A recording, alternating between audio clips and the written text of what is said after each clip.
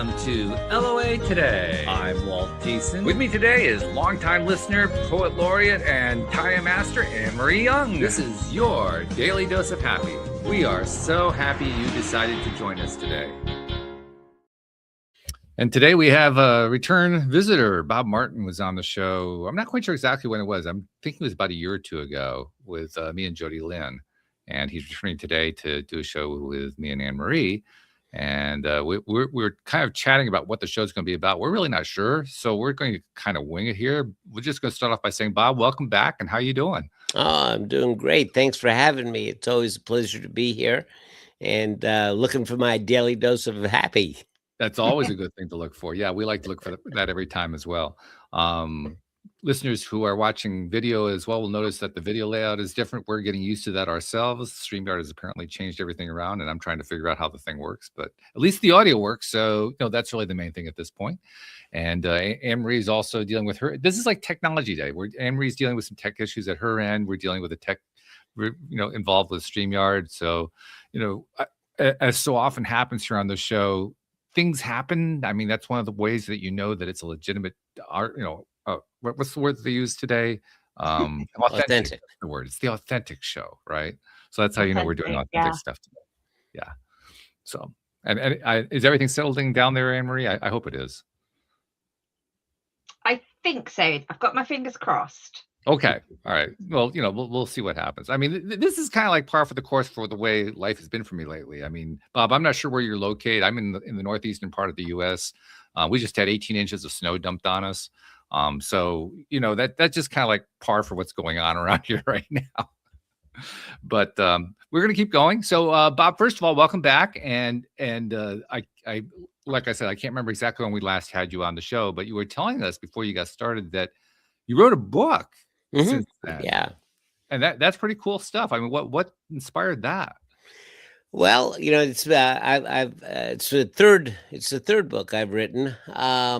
And it is my father's story, which was an amazing story. And I guess I would start off by telling you that my mom, her name was Dorothy. She was a real spitfire, 4'11", and just tough as nails. And of course, my folks were Depression era people. I'll tell you how they met. My dad was working, and at that time they had something called the automat. Then Horn and Hardart automats were all over New York City, they were these places where there were these long tables. Everybody sat together, and the walls were lined with little doors that were coin operated. And behind them would either be macaroni and cheese or a sandwich or coleslaw. Some were refrigerated, some were warmed. Right. And so my dad would go into the Horn and Hardart, and it was 4 cents for a fatback sandwich and 6 cents for a ham sandwich. And one day, as he tells the story, he went in and he had 8 cents in his hand, which was enough for a ham sandwich and a cup of coffee. And he went over and he's looking at the ham sandwich through the glass door. And over to the left, a couple of things over, is the fatback sandwich. And he just looking at that ham sandwich, and finally he just shakes his head and buys the fatback sandwich, as he did every single day of those days. And he put the 4 pennies in, and he pocketed the 2 cents. And my mother sees this, and she comes over and in her alluring way says, "I like a frugal man." I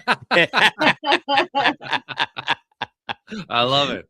So that's how they met. And when he died, he was to be cremated. He was 97 years old when he passed. And they told her how much it was going to be to rent a casket for the showing. And she goes, no, I will not pay that. And so they laid him out on a slab. I walked in, and there he is, and just no shoes, socks. He had his favorite suit on, but he's laying on a slab, no casket, nothing. And I was just looking at him and go, well, yeah, that's mom. But in that moment, I thought this guy lived for 97 years. You know, when he was born, they barely had indoor plumbing, and he saw a man walk on the moon. Right. And all of that living and all of that wisdom and all of that learning and all of the experiences that he had, all of the history that he held, poof, in one moment, it's just gone. Mhm. And and he came to America and he started building his American dream through popcorn stands.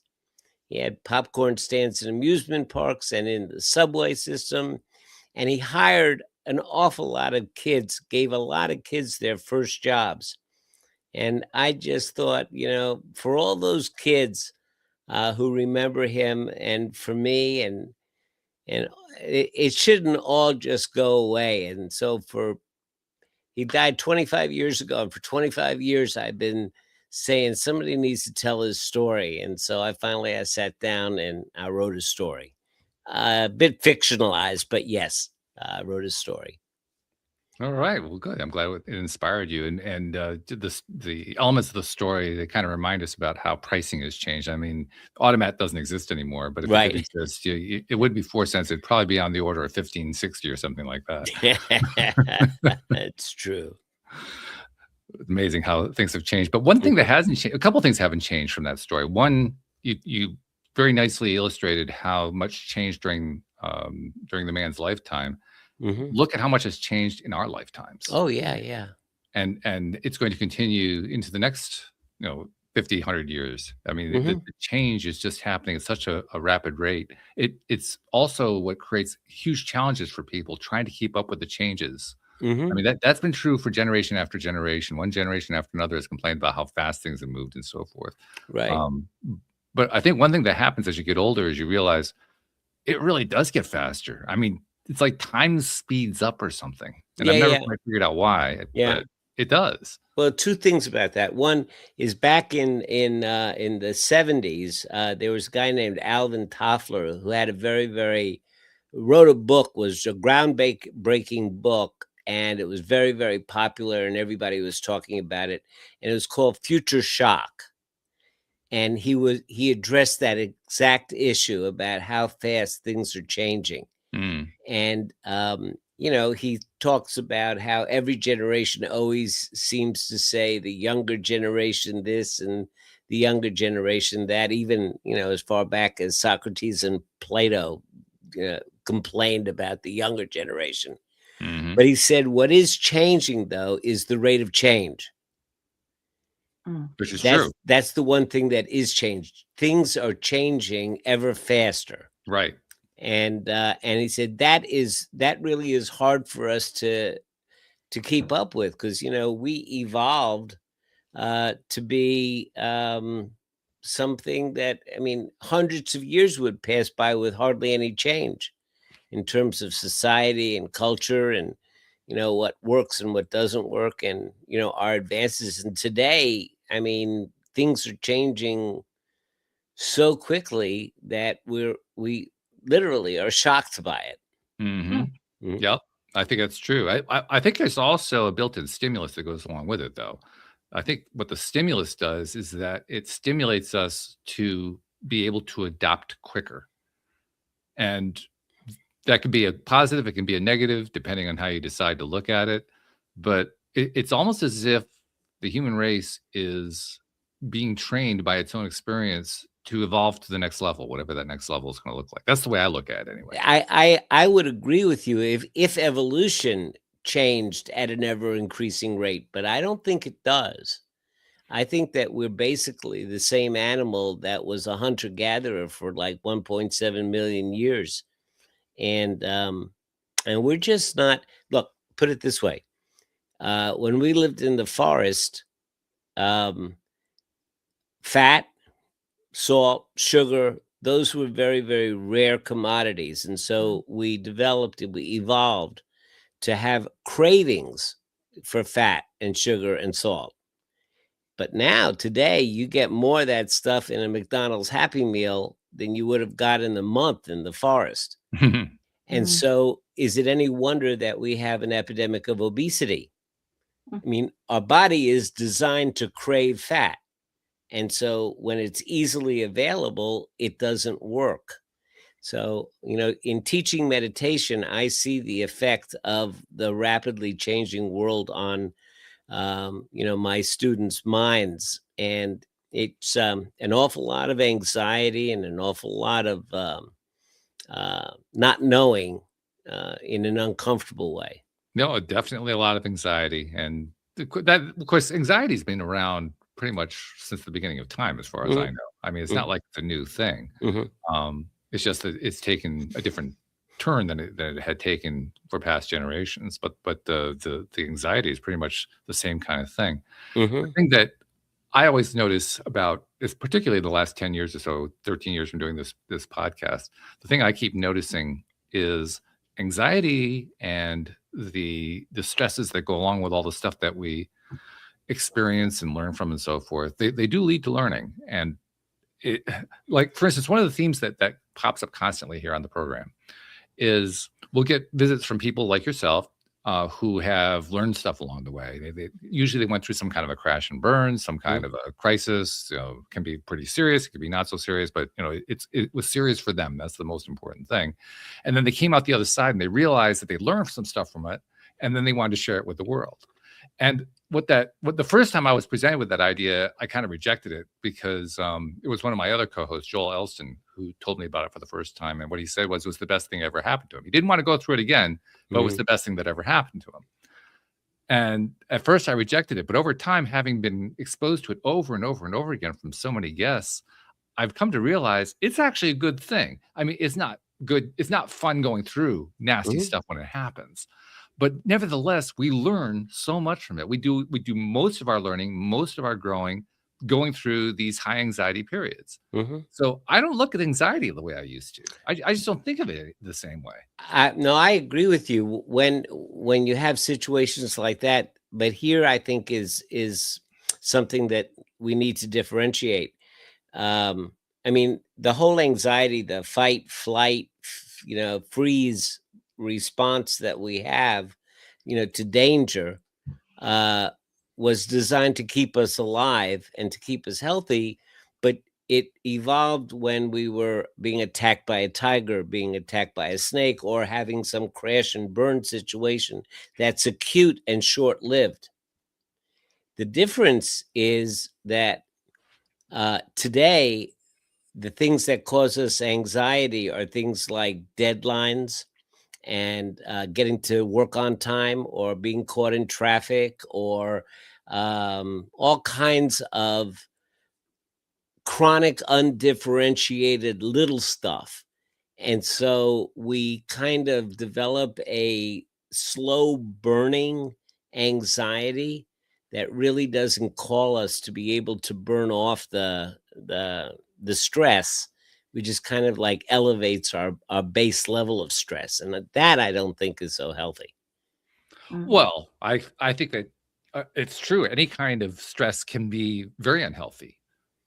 That's one of the things that I picked up from this, though. It isn't the stress itself, it's how we decide to look at it. And that's been true over and over and over again. I mean, we can look at stress and the situations that lead to the stress and feel pretty negative about it, and it's going to be a negative experience. It's going to have all kinds of negative repercussions. It can make you sick, it can kill you, it can have a lot of really nasty side to it. Or depending on how you look at the stressful situation, you can look at it positively. It's amazing how many people look at stressful situations positively and they Mhm. thrive as a result of it. So I keep coming back to the same idea in my mind that says it isn't the stress, it's how we decide to look at it. I agree. Again, I agree with you when it's identifiable. And I can say, oh, I lost my job. So I can identify it, and how I deal with that is going to determine the quality of my experience. But when it's all these little nitty things that are just constantly clawing at you, that really you have no ability to control. It's just, again, it's things like being to work on time and having deadlines and being controlled by the clock and all that, paying the rent or having prices go up, and these constant kind of gnawing, chronic, undifferentiated little stuff. Mhm. Trying to find a way to deal with that on a daily basis is truly a skill that needs to be developed. I think you're true. Well, let's bring Anne Marie in on this one because we've both kind of sketched out where we think about it. Anne Marie, what are you thinking about this?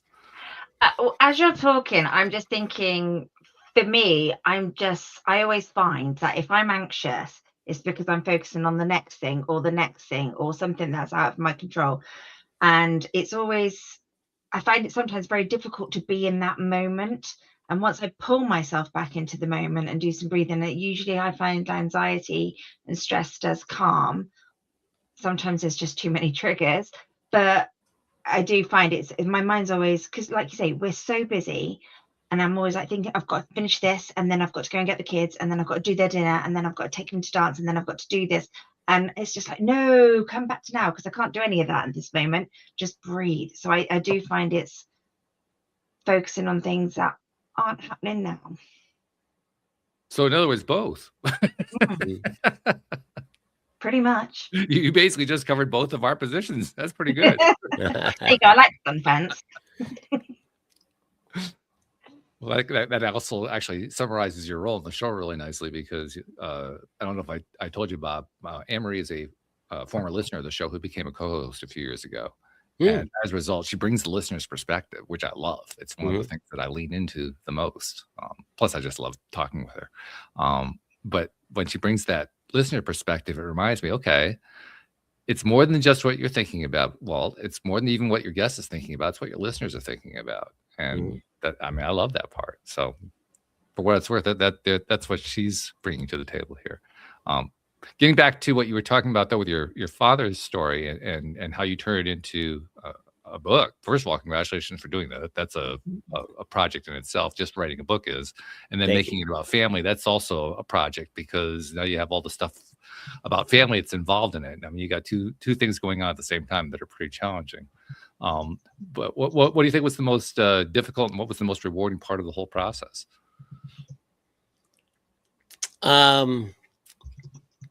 Well, the family, I didn't find anything like emotionally difficult in terms of the storytelling and the like. What is difficult in putting together a novel that stretches over 100 years, 4 generations, and a whole, bevy of characters is making sure that the timeline stays accurate.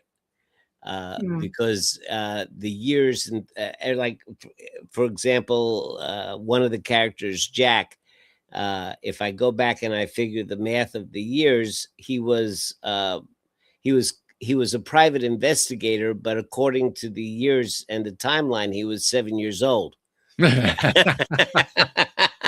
That's a challenge, yeah. So if I adjust the timeline for him, now I have to go back and adjust the timeline for 25 other things. So right. Keeping all of that straight was certainly a challenge. But I was this was a labor of love, and I found that writing the first draft without getting into the details and the grammar and all that stuff, it just flowed out of me. I had it down 78,000 words, 253 pages in about 5 months. Wow.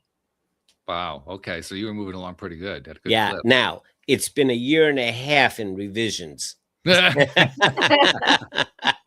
Yeah, that happens with a book as well. No doubt about that. Right. Yeah.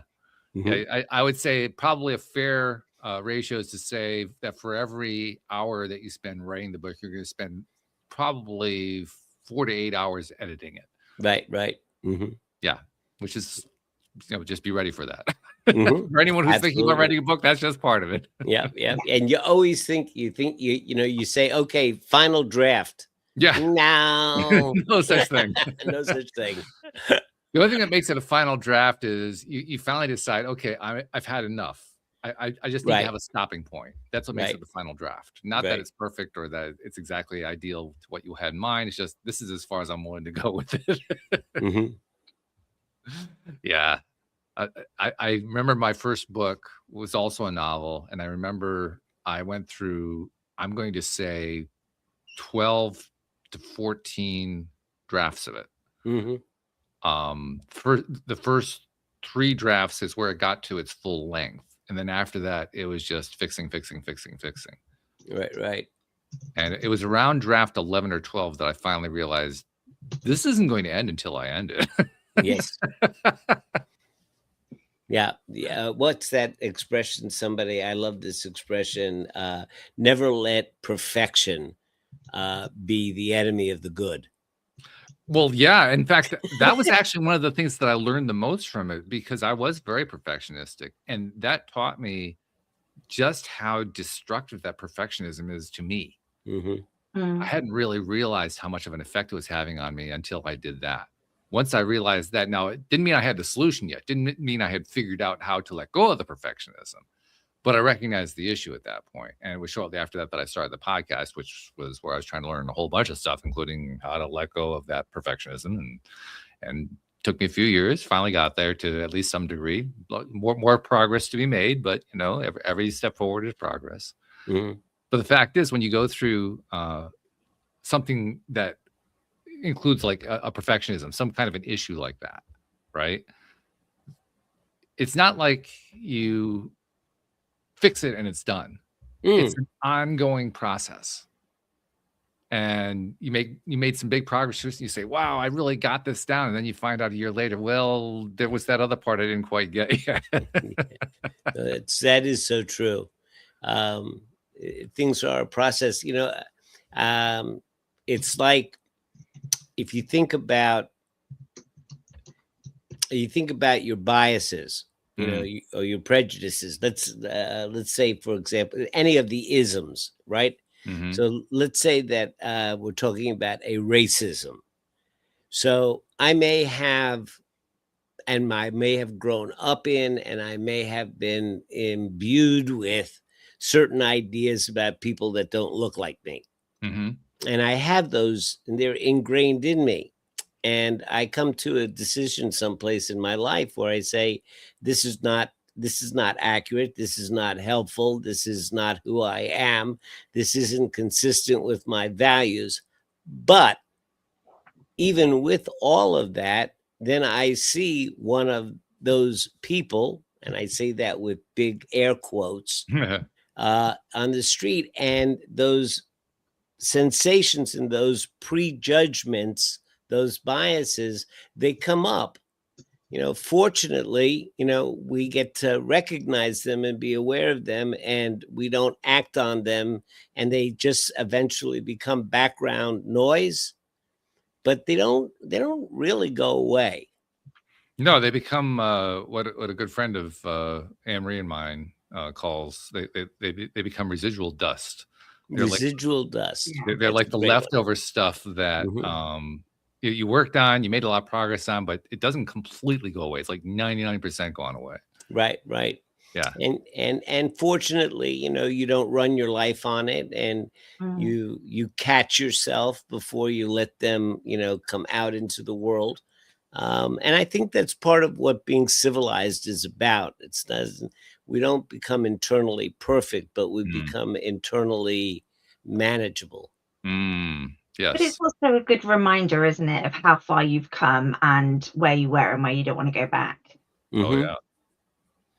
Yeah, that's the milepost, right? That's Yeah. the milestones along the way. Because Hmm. that's why milestones are so valuable. They help us kind of focus in on, oh, this is how far I've gotten. This is what kind of progress I made. This is where I am in my overall journey.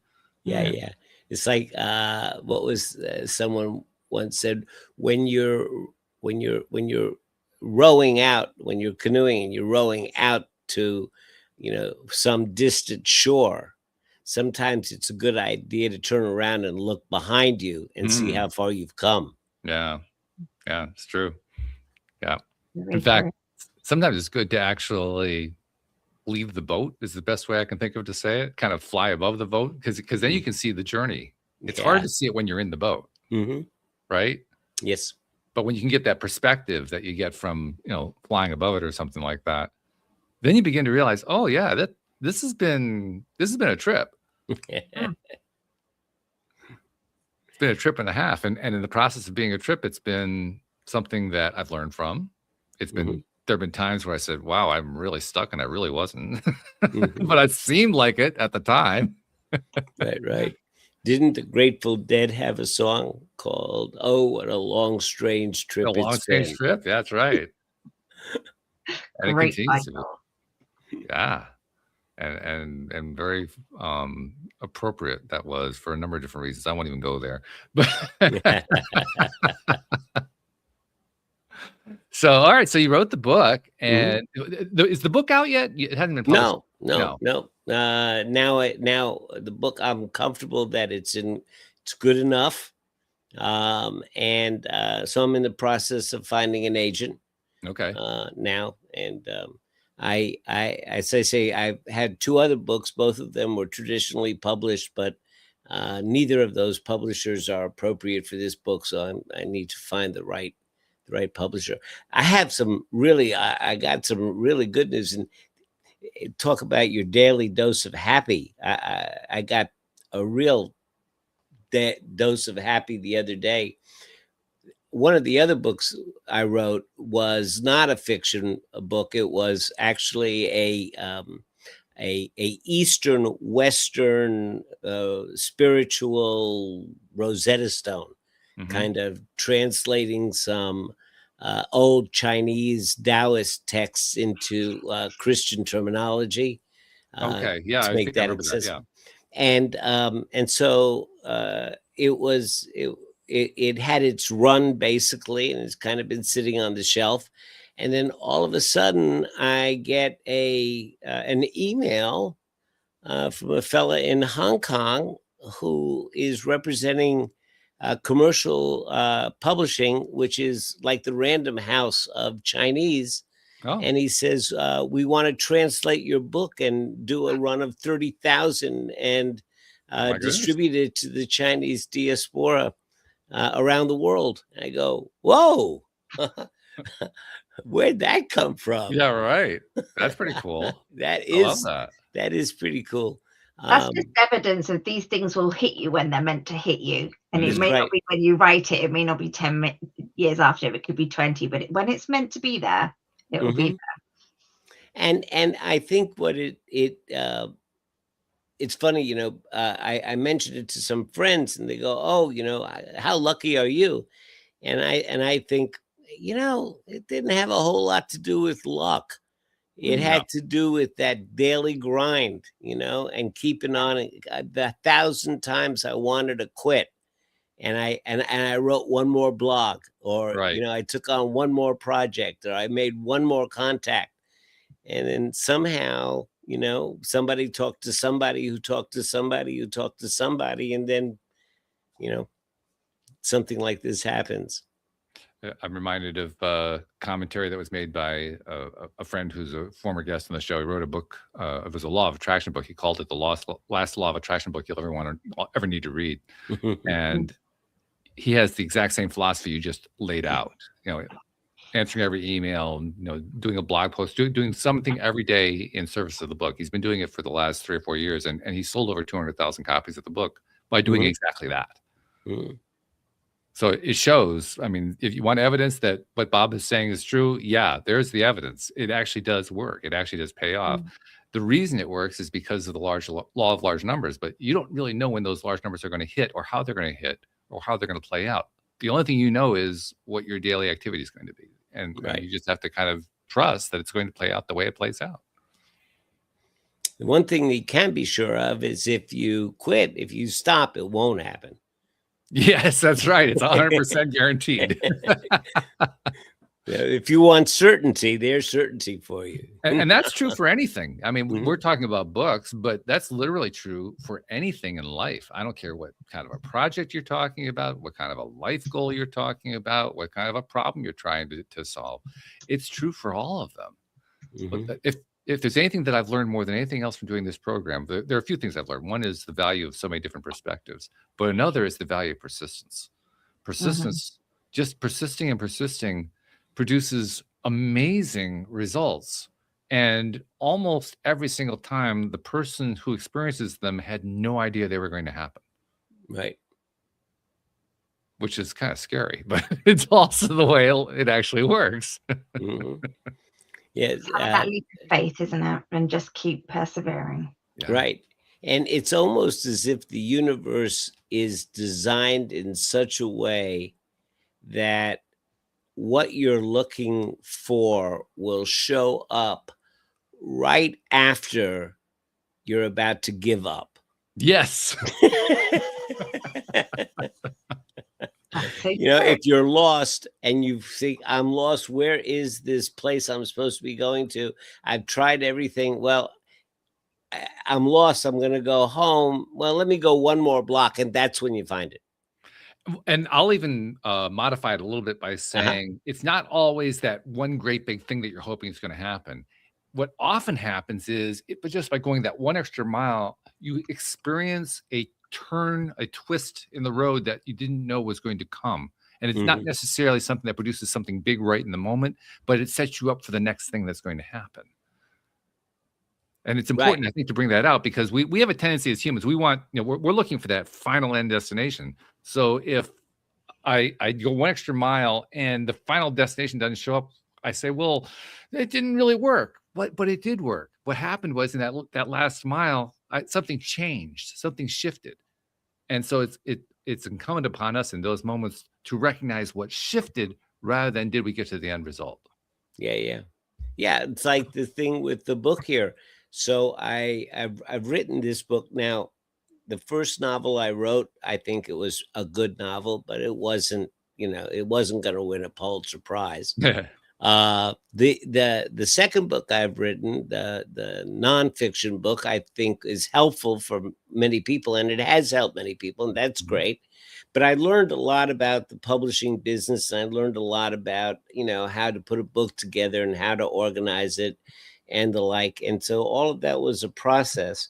So now I've written a book that I think actually is extremely marketable and is very mainline and has a huge potential audience.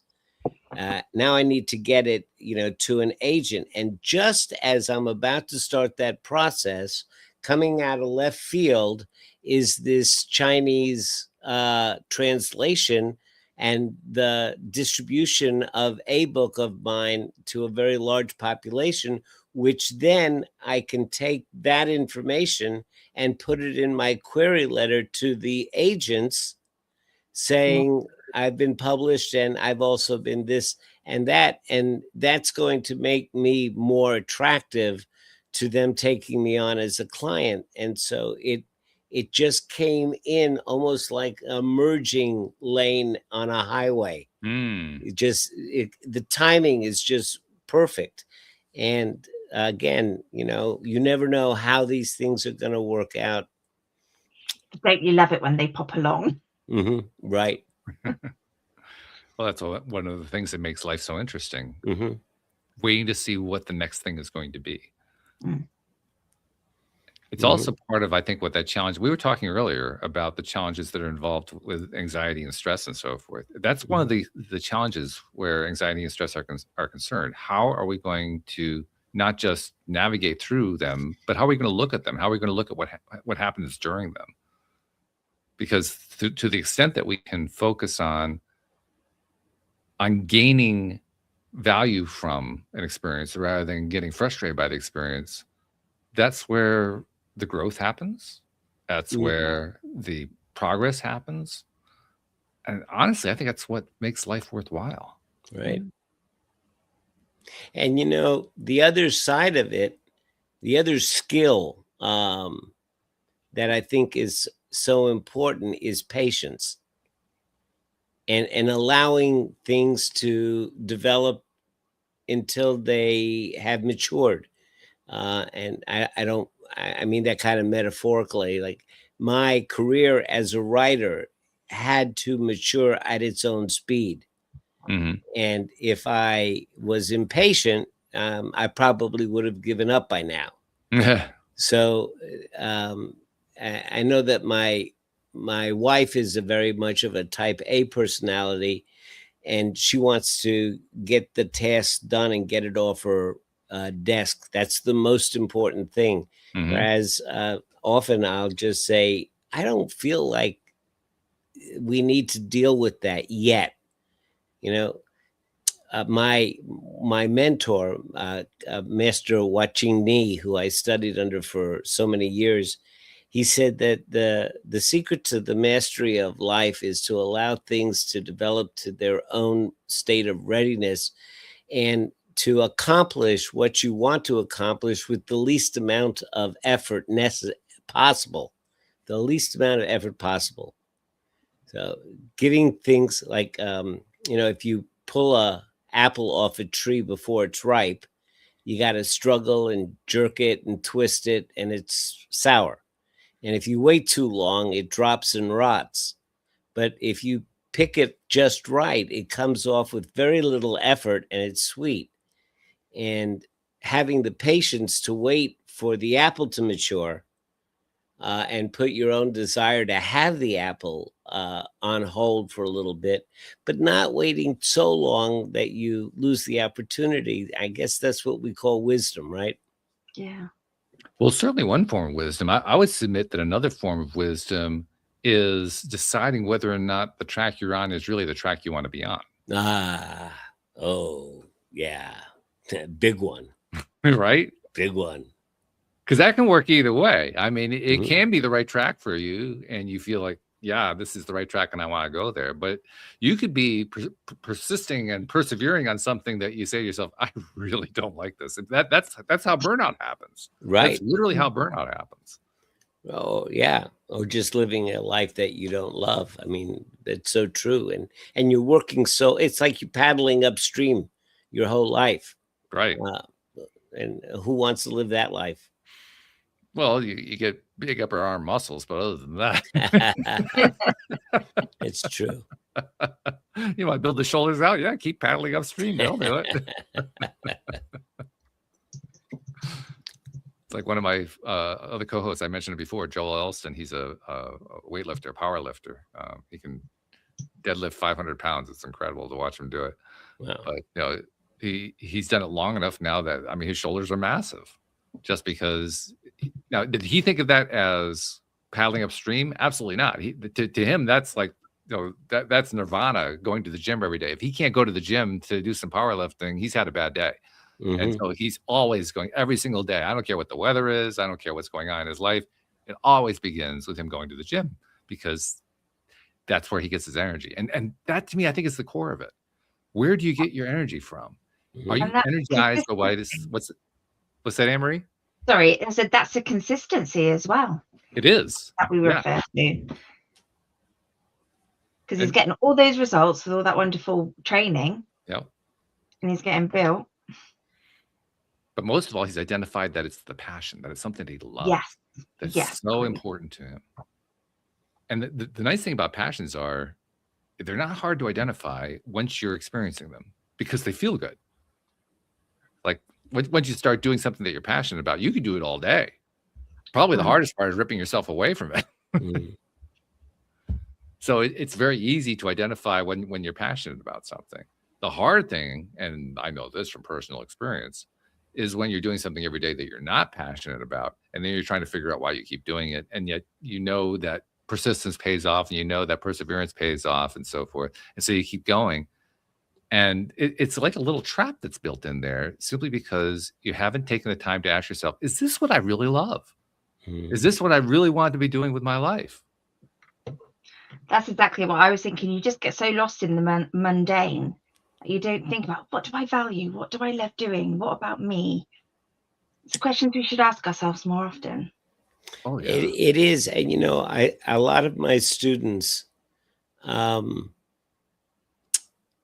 have it in their minds that question is the lesser important question. The more important question is, what should I be doing? Ugh. And Ugh. all of these, they're shitting on themselves all the time, but Yeah. all of these things that have been forced down their throat in terms of, I'm telling you what your values are, and this is the kind of thing you should be doing, or people that are maintaining friendships with toxic people because they feel that they have some obligation to maintain the friendship, or taking care of a dependent, not literally dependent, but some people are just have this dependency disorder where Mm. they make themselves dependent, and they're like vampires and they suck your blood. Right. And people who feel like, I can't not take care of them, I can't not let them go, what will happen to them? And so they bleed themselves dry, trying to accomplish something which again is and they're aware of the question, what makes me happy? They've just simply decided that that's a secondary issue to some other issue. Yeah. And that's sad. Well, it's sad from my perspective because I've been there and I know what it's like to go through that. But by the same token, they're still going through it. And if you're still going through it, this was one of the hardest ones for me to come to grips with, but I finally did. When you're going through it, even if it's miserable, even if it's painful, even if it's self-destructive, there's a payoff or you wouldn't be doing it. You're getting paid off in some way. It can be very dysfunctional. It can be very unhealthy, but it's still a payoff. Mm-hmm. And until that payoff becomes not worthwhile, you're not going to change anyway. That's right. So what really ends up changing isn't the thing itself, and it isn't the passion about the thing itself. It's whether you decide it's worth it. Mm-hmm. People will do what they do until the pain of changing becomes less than the pain of staying the same. Very true. The old comfort zone, so-called. Mm. Yeah. Yeah, that comfort zone, boy, is that poisonous. There was a time when I thought living in the comfort zone was the best thing in the world. And now it's like, oh, no, thank you. Please.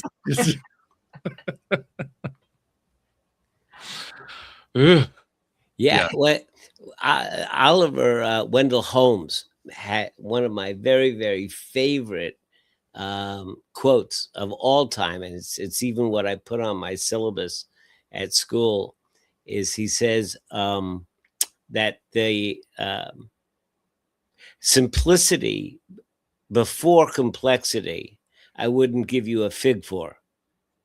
But the simplicity that comes after complexity, I would give my left arm for. Ooh, that's a great insight. And yeah, what he's talking to there is about the comfort zone, is that so many people are in a comfort zone that's born of simply not understanding and seeing things in a simple way. Oh, I just like to see things in black and white. Mm-hmm. And so there's a simplicity that's there, but it has no value because you don't understand the situation that you're in. But when you delve into things and you take them on and you spend time and effort picking them apart and understanding them deeply and profoundly, you come to a place where things become simple again. But that simplicity has great value. Because you learned. Because you've learned and you've synthesized. Yeah. It's like I think of the Dalai Lama. Somebody once asked him, "What is what is your religion?" And he says, "My religion is kindness, and my temple is my heart." Well, it's simple, right? Yeah. But it's a simplicity that's born of an entire lifetime of training. Right. Yeah. Yeah. It reminds me that we live in our lives, and for those of us who believe in multiple lifetimes, we live in multiple lifetimes, basically pursuing different things that we learn from, because it's how we grow, it's how we expand ourselves, it's how we contribute to the expansion of all that is, that sort of thing. And in the process, we go through these up and down moments, which is kind of what we've been describing here. The up moment being where we're in the middle of learning something and it's tough and we're challenged and everything's very complex. And then we finally achieved that level of simplicity you're talking about. That's where we actually learned it. And then we dive into the next thing. And so we're constantly riding this series of waves, dive in, learn some more complexity, find the simplicity of it, get some more complexity, find the simplicity of that. It's just ongoing, continuous. Yeah. It's like when you're at the top grade of elementary school and you think you're the cat's meow, and then the next year you're at the bottom of middle school. Yeah. Right. And then you're a senior in high school and you think you've got everything by the gonads, and the next year you're a freshman in college, and That's a good example of it. Yeah. I mean, that's more of a structural example that we experience. They can also be not quite so structured, but that kind of, and that happens in careers too. I mean, how often have somebody risen to a particular position in a particular firm doing a particular thing, and then they move someplace else they thought was a step up, and then all of a sudden they're at the bottom again. Like, what the heck happened? Right. I was at the top of the totem pole. I can't even see the totem pole anymore. Right. Yeah, it's like being a lawyer, especially being a trial lawyer, amongst lawyers, we all have our reputations, and so-and-so's a good lawyer, so-and-so's a great lawyer, so-and-so's not such a great lawyer. But when you think about it, all of those folks have gone through 4 years of college and 3 years of post-grad. So they're all pretty extraordinary people, but amongst themselves, it's silly. Well, it's also life. It's life. I mean, that's the way life works. One of the big challenges in life is understanding life and understanding what we're dealing with and why we're dealing with it. And I think it's one of the.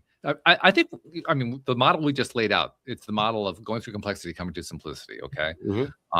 That model, it isn't just a single wave that we ride. We're riding multiple waves at any given time. So this particular part of my life is turning into a simplicity, and I'm finally getting some understanding there, while simultaneously this other craziness is going on over there. And then there's a third thing. I mean, it's not just one series. It's a whole series of things all going on at the same time. And that's what we're navigating. Yeah. And so taking that to what we were talking about earlier, where everything seems to be going faster, everything seems to be speeding up. Well, it's no wonder we're getting confused by all the acceleration, because we're also multitasking at the same time. We're trying to multitask while the processing is picking up speed. That's going to throw anybody off. Yeah, sure.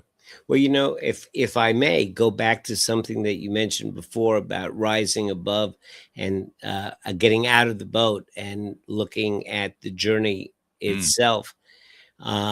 So one of the things that most people misunderstand about meditation is they think it's about quieting the mind or finding some kind of internal la kumbaya peace internally where everything is quiet and calm. And it's really not that at all. But one of the biggest accomplishments when I'm working with my students, again, I'm just starting in a couple of days. I'll be working with 17 college kids in a meditation class, and right about the third or fourth week of class is when they finally get out of the boat and look at it. And the way that I explain it to them is that there is a stream that we can sense exists in ourselves, that let's call it consciousness. There's a stream of consciousness that flows through us. Yep. And on that stream are all these sticks and leaves and stuff. Those are our thoughts and the ideas. And it's like we're on a raft on that stream. And if it's a nice calm stream today, that's great. But tomorrow it might be white water, or there might be a waterfall coming. And we're going on this roller coaster that's life. But if we can, and this is where, they discover about the fourth week of the class that they can get out of the boat and get up on the bank, and they don't leave the raft. they still experience the roller coaster of life in one of their ego states, but in this other part of the mind, they're watching themselves go through it. And it's in that other place, that other perspective where they're watching themselves go through the roller coaster, that's where there's a certain stability and a certain consistency and a certain, I guess stability would be the best word, is a sense of stability there, even though you're still experiencing life. And for those that haven't experienced that, it's hard to imagine, but when it happens, I can say, and I see it in their logs when it happens. Oh, this is what you were talking about. Mhm. And it changes their lives forever. Yeah. Well, what you're describing is one of my favorite parts about doing the show, actually. Mhm. Because I started the show 13 and a half years ago because I was having all kinds of problems. I needed help. And I really wasn't doing it for listeners. I was doing it for me. And I still do it for me. I mean, I love the listeners. I love my co-hosts, my guests, and all that, but I still do it for me. But nevertheless, while I was working on all this stuff, I ended up talking to a whole bunch of people over time. Literally in the hundreds now, probably close to the thousands. I'm not sure what the exact numbers are. And in the process of talking to all these people, I have been exposed to so many different perspectives from so many different people. And the thing that to this day still knocks me out is I love the perspectives of people who I agree with, but I learn more from the ones I disagree with. And it both intrigues me and pisses me off in equal measure. Yeah. But that's where I really learned perspective, was from that kind of experience. Mhm. So I know what you mean, but if you expose yourself to enough different perspectives, you learn pretty quickly how to look at something differently, how to look at it from that 10,000-foot view when you're still in the rowboat, Mhm. because you're looking at it through other people's eyes. Mhm. And that's probably the most valuable skill I've gotten out of doing the podcast. Yeah, we have something going on in the news these days without getting into pros or cons of it, but it's interesting. A piece of information comes to us. There was this shooting, and we started out having one perspective of somebody was taking a film of it or a camera from Mhm. across the street from an angle that didn't reveal very much. And we found ourselves trying to guess about what happened. Mhm. But then as time go on, we got another angle and another angle and another angle. And pretty soon you can put all those angles together and you get to a place where you're pretty comfortable. This is what occurred.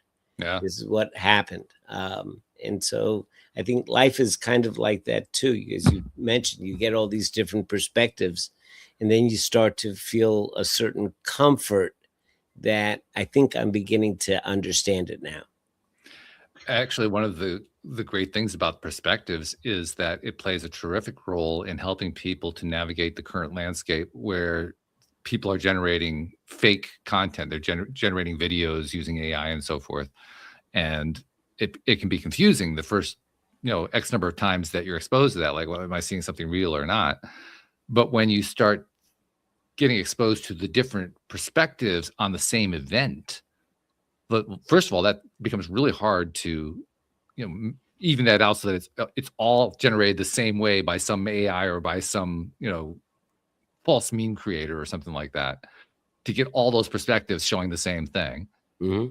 And so it starts to give you a sense of, or at least for me anyway, it gives me a sense of calm. Like, okay, if I see enough perspectives, I can actually iron out which ones are the fake ones and which ones are the real ones just by seeing enough of the different perspectives. Mhm. I can actually make sense out of what I couldn't make sense out of before. But do you And also, yeah, go ahead. I'm sorry. sorry, Barbara, I was just thinking, do you also not think that you see this perspective and this perspective and this perspective and you get very confused and then you're just like, no, I'm just going to bring it back to me Sure. and not worry about that perspective. And I find that very Yeah. calm. Again, just bringing you back down to your own thing and working it out yourself. Yeah, but again, what you say is it takes some effort and it takes some work. And what I worry about these days is that people there are many people who say, I don't want to look at the news. I don't want to read the news. It's all fake news. It's all not trustworthy. And it's almost as if they throw the baby out with the bathwater, because if you do take the time to look at the different perspectives, you can come up with a pretty comfortable idea of what you hold to be accurate. And when people have the opportunity to do that work and put out that effort, but don't, because it's a little bit harder than just having something spoon-fed to you, they start to not trust any information at all, which puts them in a place of real discomfort, I think.